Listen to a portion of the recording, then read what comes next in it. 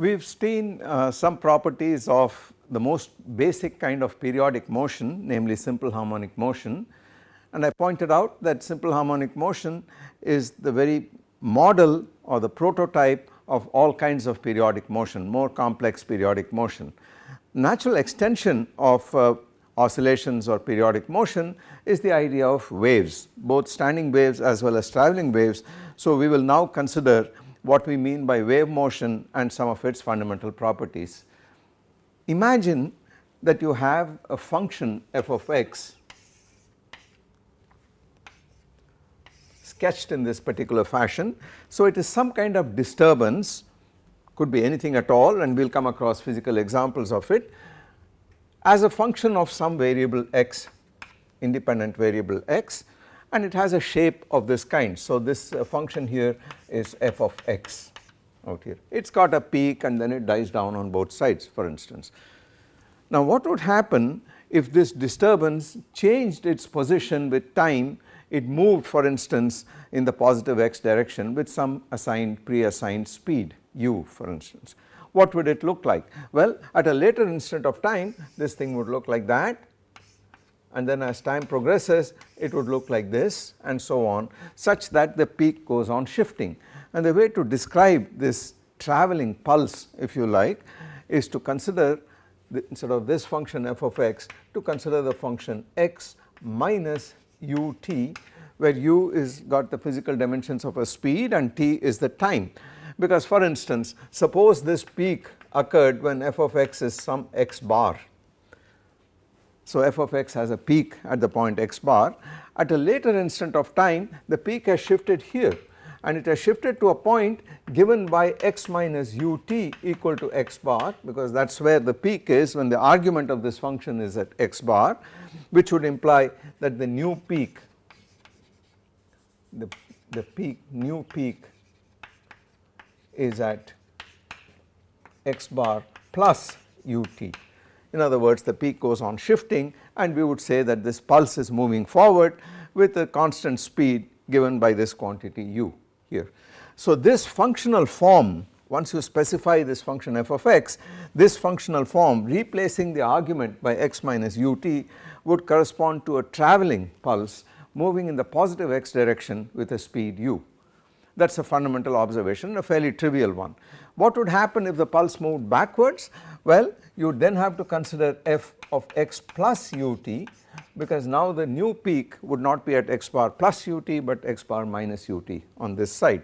So, that would correspond to something moving in the backward direction, in the direction of negative x. So, with this basic observation that a function of a combination of a space coordinate and time of this form describes for us a moving pulse in time, that basic observation helps us to understand what wave motion is all about in the general case. Now, of course, wave motion suggests that you have something that is periodic in space, and if it moves then it is periodic in time as well. And how do we describe that? Well, the most basic periodic functions are the cosines and sines. So, one could consider, instead of a general f of x, one could consider a cosine, which could also be a sine, or sine does not matter, or some combination of the form x minus ut. This would be a periodic function in x for a fixed t and a periodic function in t for a given value of x. On the other hand, the dimensions are all wrong here, because it is clear that x must have dimensions of length, for instance, and t has dimensions of time. So, we need to put in the argument of the cosine quantities which are physically have no physical dimensions at all, and that is done by saying, suppose I want the pattern to repeat in this fashion. I want this pattern to repeat after a distance lambda, for instance. Then the way to do it is to write this, exploit the fact that this cosine is periodic with period 2 pi, and write it in the form cos 2 pi x over lambda. That makes this quantity dimensionless. And similarly in time, if you want a periodicity capital T, make this minus on this side t over capital T. Now, that is a periodic function in space with period lambda, or wavelength lambda, and this is called the wavelength, and this is the time period. It is periodic in time with a time period capital T here. Either a sine or a cosine of this gives me a periodic, basic periodic function of this kind. I could of course add to this whole thing, I could add some quantity here plus some phase delta, and that does not alter the periodicity properties of this function at all. It would be determined, this delta would be determined by saying what is this function or disturbance at some specific value of x and t.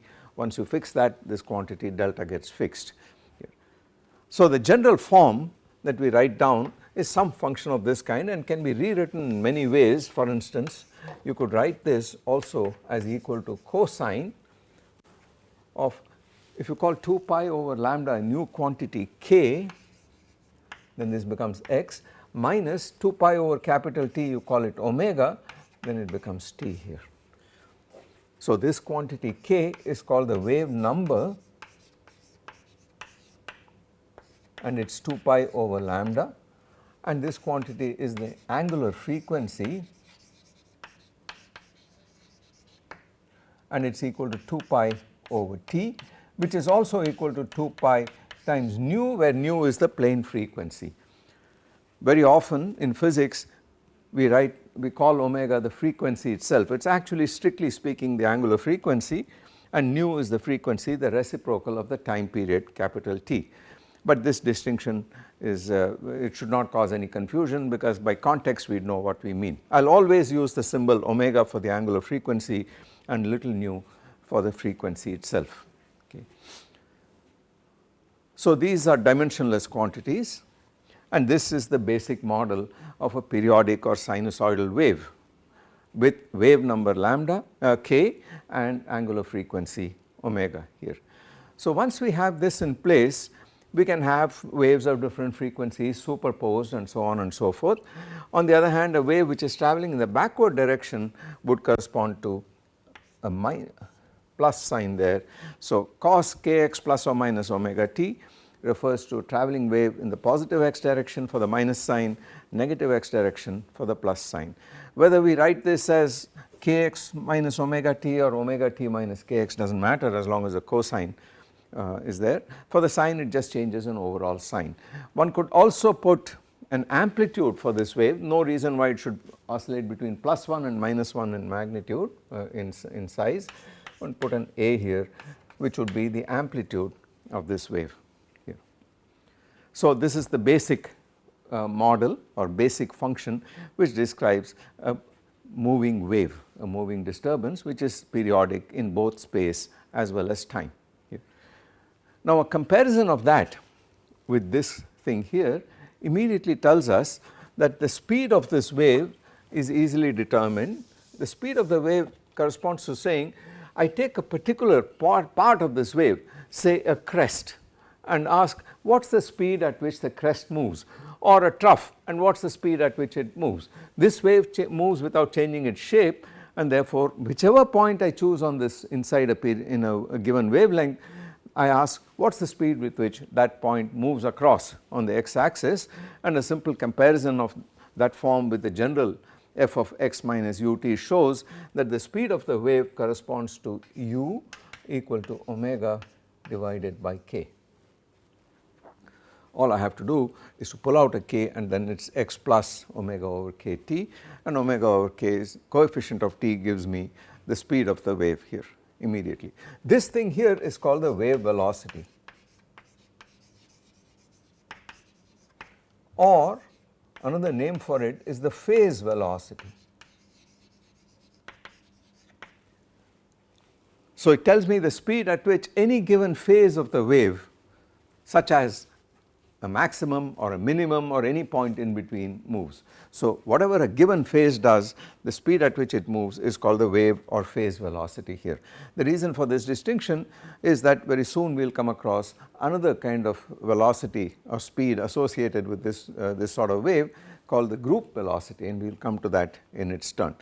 But here is a very simple idea that the phase or wave velocity is just the ratio of coefficients of the two of x and t respectively with the proper sign here. Alright, having said this,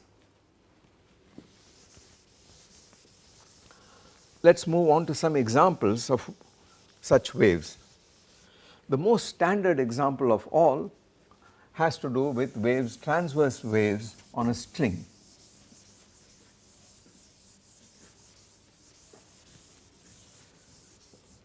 So, if I have a string and the string is stretched and then there is some tension on it and I let it move in this fashion, some disturbance moving on the string, the direction of propagation is this.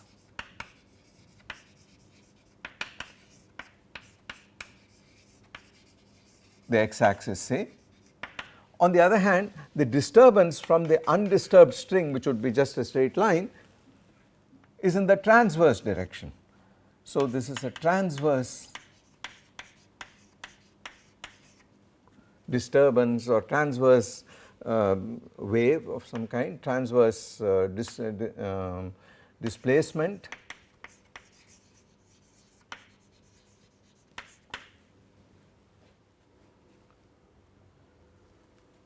And the question is, where does this come from? What kind of what's the way in which we can identify what's the speed of the wave, what kind of transverse displacements you can have, and how do I find the speed of this wave? Well, we have three properties associated with this wave, which is obvious from the way we have written it down. We have a time period t or a frequency nu, a wavelength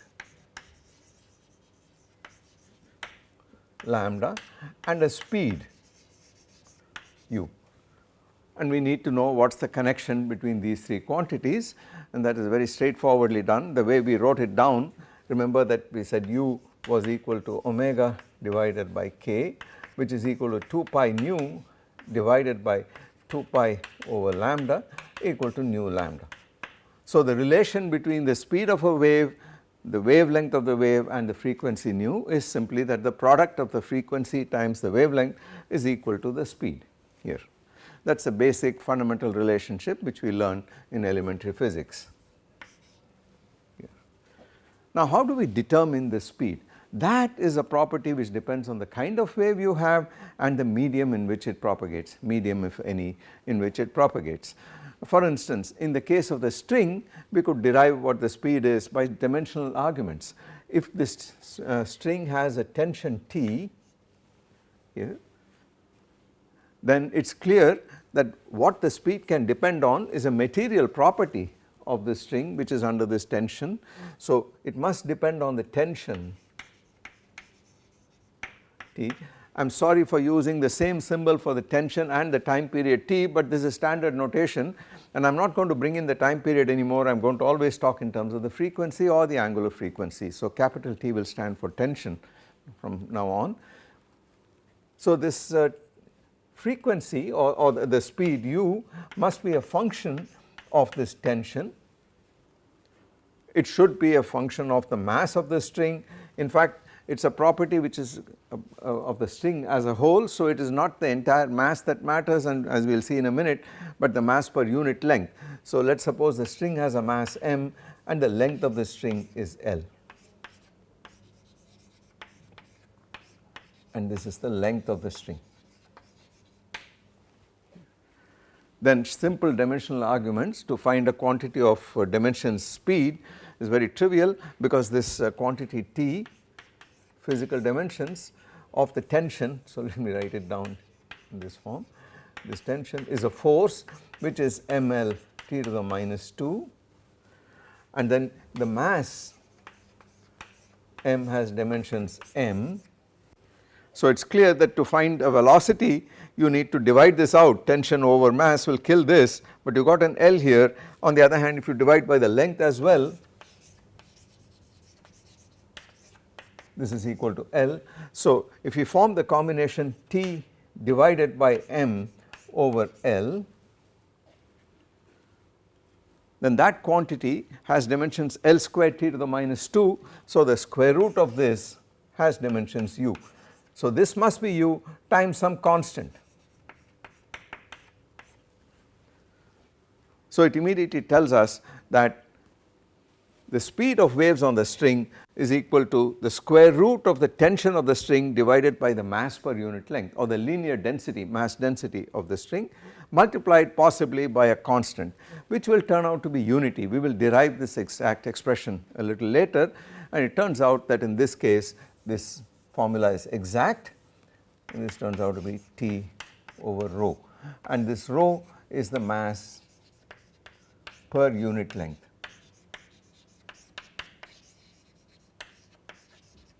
The string.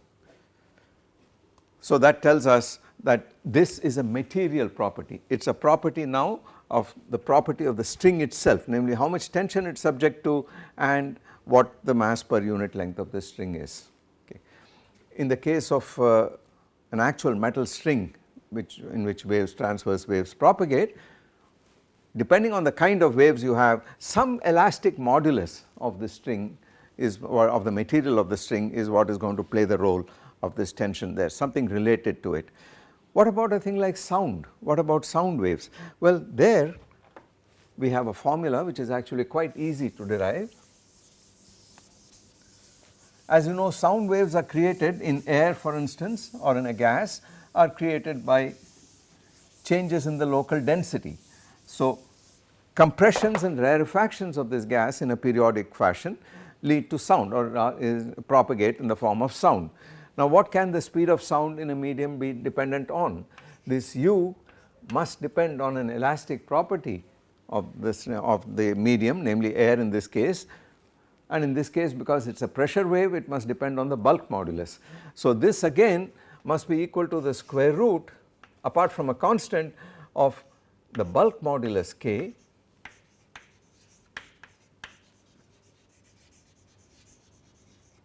which has dimensions of stress or force per unit area, if you recall, divided by the density of the string of the gas, the mass density.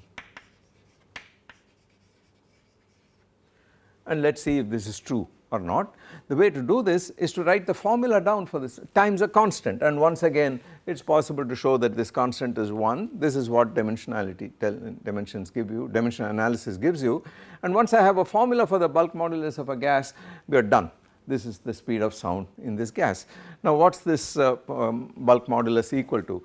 If you have a change in pressure delta P, and that corresponds to a change in volume delta V, an increase in pressure will decrease the volume. So, delta V is negative minus delta V divided by V is the strain. So, this is the bulk modulus, this is equal to K, the bulk modulus.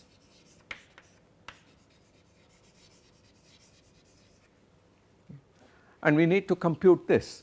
Now, you have to tell me whether the process through which this gas gets this changes in pressure, the rarefactions and compressions, is adiabatic or isothermal.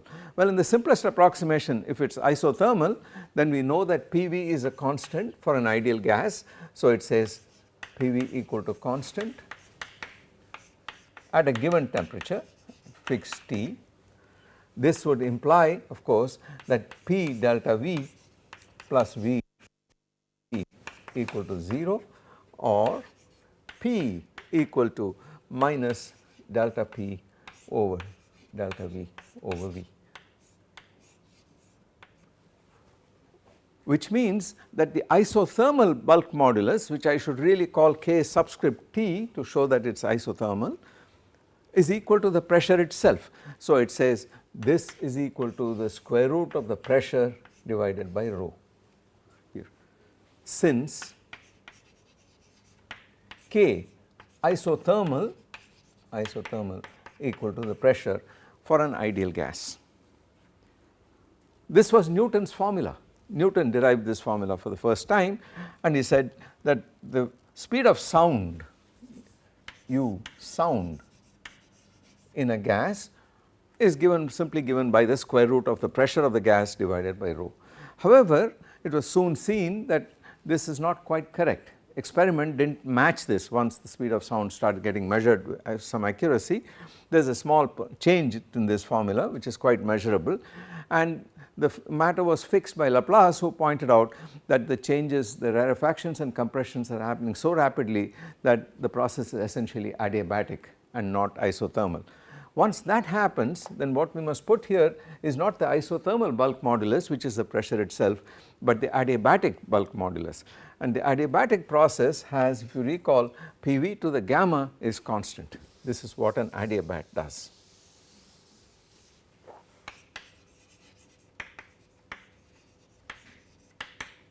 For an adiabatic process. This will immediately imply that P gamma V to the gamma minus 1 delta V plus delta P times V to the gamma equal to 0, and now it is clear that this will imply that K adiabatic is equal to gamma P and not P. Okay. And therefore, if you put that in, the correct formula for the speed of sound in a gas should be the adiabatic bulk modulus, and that is given by gamma P over rho. So, this is the formula, correct formula for the speed of sound in a gas, and this is due to Laplace, Newton and Laplace as modified by Laplace. Notice that for an ideal gas, which is the case we have considered here, the speed of sound is actually dependent only on the temperature of the gas, and that is easy to see, because if I write U sound squared to get rid of the square root sign, it is gamma P over rho, the density. This is equal to gamma P V, you can multiply by V, by rho times V, multiplying both sides by V, but then PV for an ideal gas of n particles is gamma times n times K Boltzmann times T. That is the ideal gas equation of state. PV is n gamma K Boltzmann T, and we are going to study this when we study heat in a short while, divided by the density of the gas, the mass density multiplied by the volume, which is the total mass of the gas, which is equal to the number of particles in the gas multiplied by the mass of each molecule of the gas. This is mass of a molecule.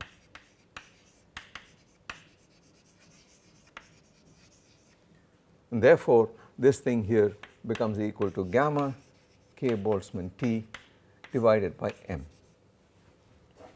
which is a function of T alone. So, we have this interesting feature, important feature, that the speed of sound in a gas is essentially a function only of its temperature, as long as you can make the approximation that the gas is an ideal gas. Does not depend on any of the other thermodynamic variables. And one can further interpret this in the following way. After all, we know today that heat is a form of random molecular motion. In fact, what we call heat is essentially in these systems the average kinetic energy of the molecules due to the random motion that they undergo. So, this K Boltzmann T can be rewritten in the following way. We know that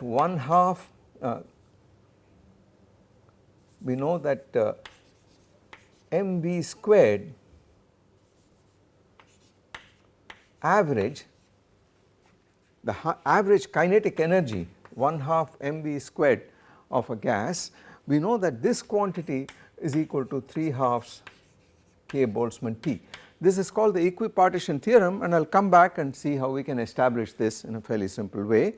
So, if you put this in out here, then K Boltzmann T can be removed in favor of mv squared, the m cancels out, and this becomes also equal to gamma over m, 2 cancels out here, and K Boltzmann T is m v squared divided by 3, which is equal to gamma times v squared divided by 3.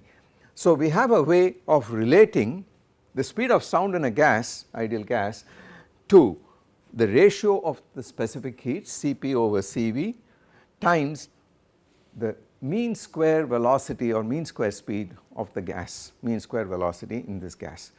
So, it is related to a fundamental quantity, namely a microscopic quantity in this case, and it is of the order of this quantity here, because these quantities are of order unity.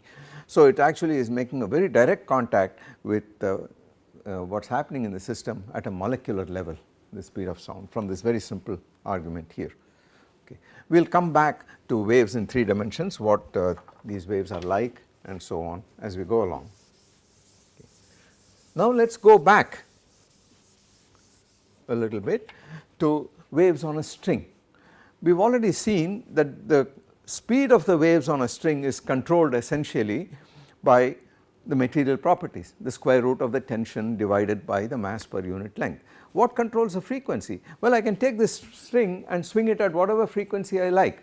So, in that case the speed is fixed, the frequency nu are determined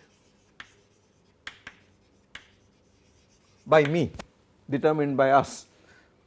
For a free string, if I swing it up and down at some given frequency, the speed of the waves on it, the pulses on it, is determined by the tension and the mass per unit length. The frequency is determined by me. Therefore, this implies that the wavelength is determined.